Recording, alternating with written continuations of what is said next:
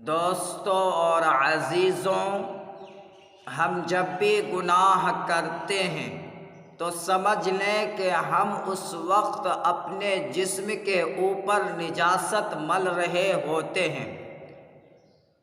اگر ہم ان نجاستوں کو توبہ کیے بغیر اپنے ساتھ لے کر قبر میں چلے گئے تو وہاں یہ نجاست ضرور بدبو پھیلائے گی، اور بدبو سے کیڑے پیدا ہوں گے، بلکہ نجاستوں میں تو ویسے ہی کیڑا پیدا ہو ہی جاتے ہیں، تو پھر ہمارے جسم کو کیڑے ہی کھائیں گے اور کیا ہوگا۔ اس لیے ہمیں چاہیے کہ ہم گناہوں سے بچیں اور اپنے جسم میں نیکی کی خوشبو پیدا کریں۔ پھر آپ دیکھیں گے کہ اللہ تبارک و تعالی اس دنیا میں بھی خوشبو کے اثرات دکھائیں گے اور آخرت میں بھی انشاءاللہ اس کے اثرات ملیں گے۔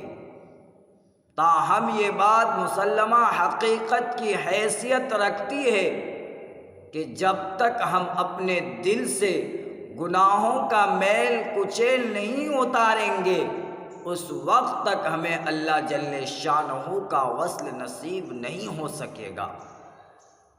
جب تک قلب پر گناہوں کی میل مٹی رہے گی، تب تک اس دل کا تعلق اللہ جل شانہ کے ساتھ نہیں ہو سکتا۔ اس لیے ہمیں چاہیے کہ ہم گناہوں سے پکی سچی توبہ کریں۔ جب تک ہم گناہوں کی جان نہیں چھوڑیں گے، اس وقت تک پریشانیاں ہماری جان نہیں چھوڑے گی۔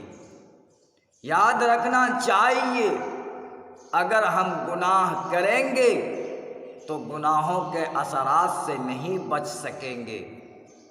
اللہ تعالی کا ارشاد ہے، مَن یعمل سوءا یجز بہ، کہ جس نے بھی برائی کی اس کو سزا ملے گی۔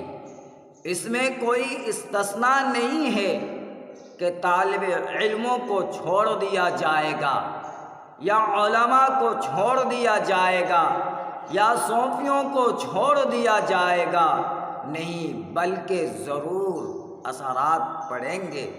برف ہو اور ٹھنڈی ہوا نہ لگے، آگ ہو اور گرم نہ لگے، گناہ ہوں اور ان کے برے اثرات نہ ہو، ایسا نہیں ہو سکتا ہے۔